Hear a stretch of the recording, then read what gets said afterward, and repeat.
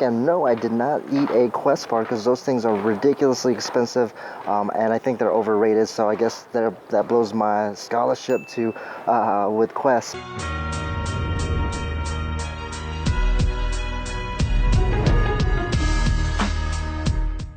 Produced by Eddie Garcia, Front Range Hip.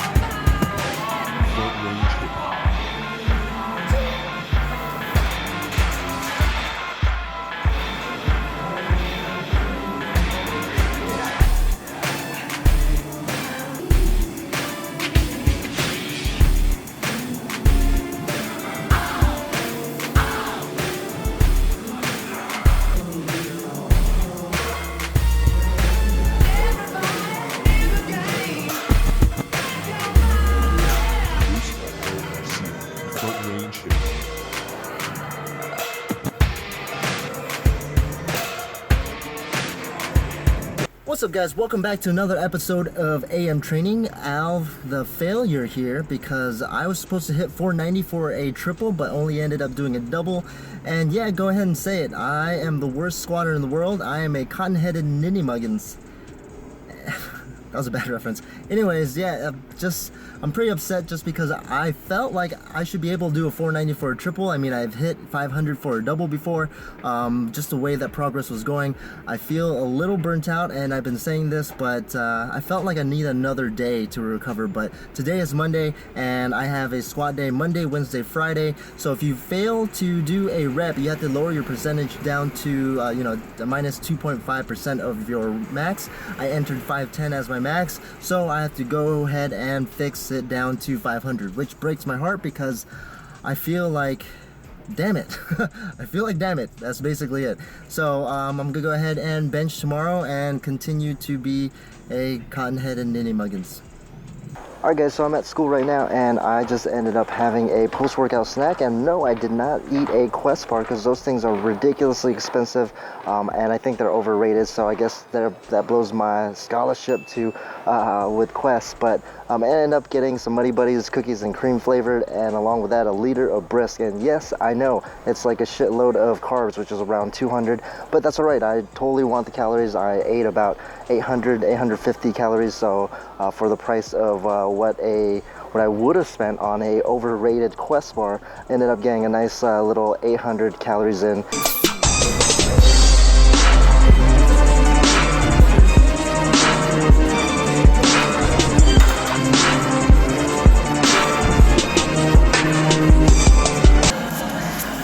It's gonna be sexy.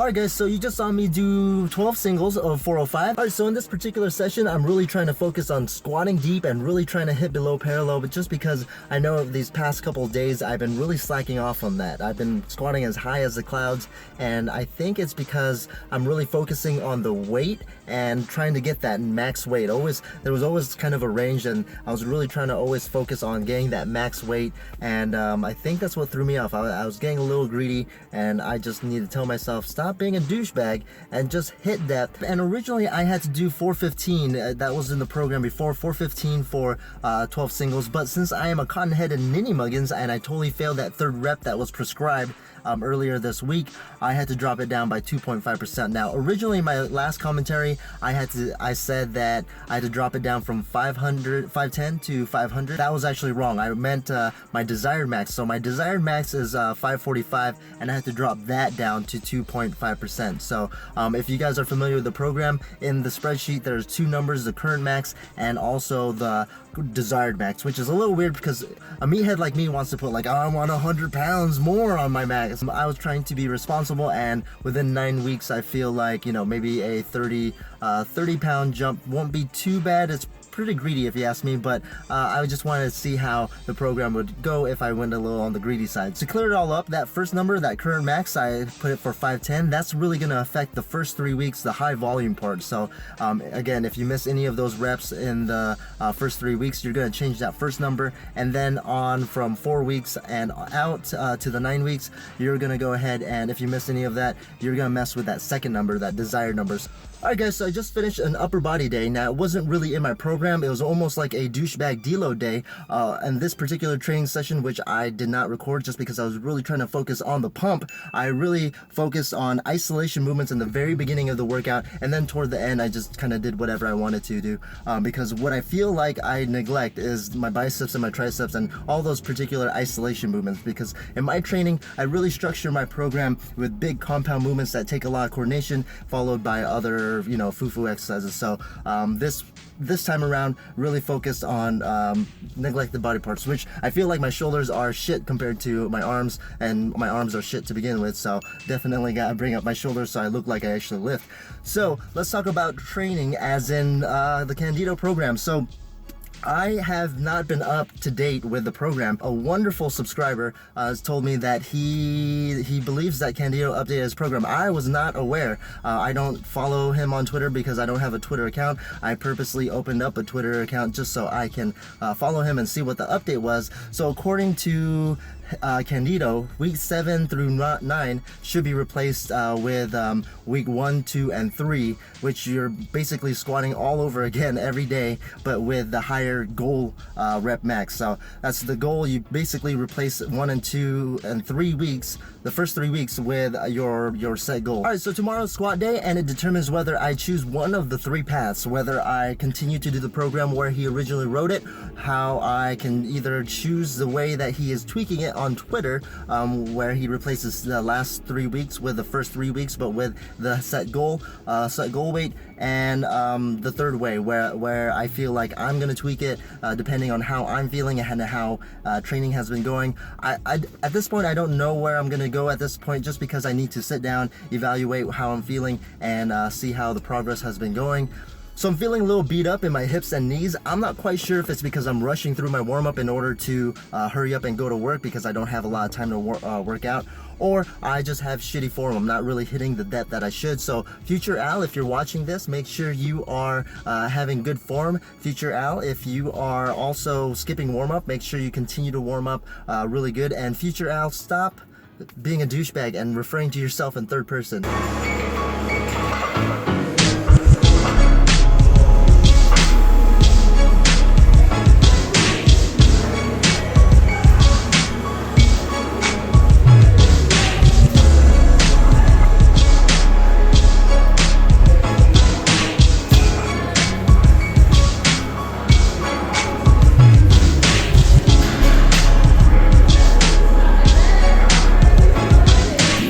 As you can see, I continued to do week 7 the way it was originally written down by Johnny, and I think that's what I'm going to do for the rest of week 8 and week 9, and I think that's probably why Candito actually stopped uploading it. He probably failed at week 7, and that's probably where, you know, a lot of people, if they were to continue to do this program, that's where they're going to go ahead and fail, just like how I did. So I feel like this video has been me talking a lot in the commentary. I'm sorry about that, but I just had to address a couple of things. Alright, so let's talk about food then. So right after I squatted, my family and I, we went over to 85 Degree Bakery, and if you guys are from LA or San Diego, you know that that bakery is the jam. I mean, even though it has like maybe a 30-minute line just to get into the door, it's worth it. And you know, if you guys been a pervert of my channel for a while, you know that I'm a cheap bastard, and I would not spend, you know, ridiculous money on things that aren't necessary. But I have dropped maybe $60 on bread, and that's crazy,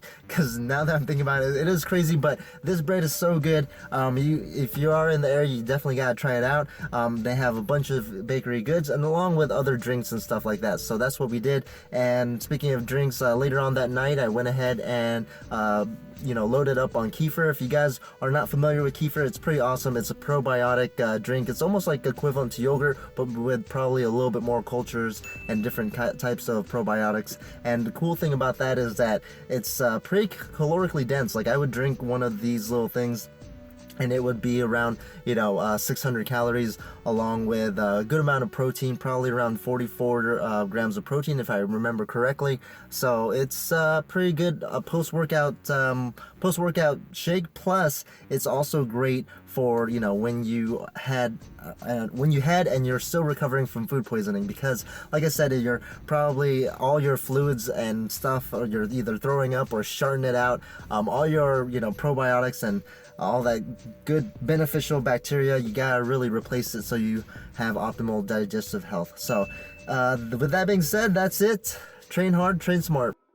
All this spare time, I went ahead and did stupid stuff like, you know, pistol squat onto a 30-inch box. I'm gonna go and play that for you now.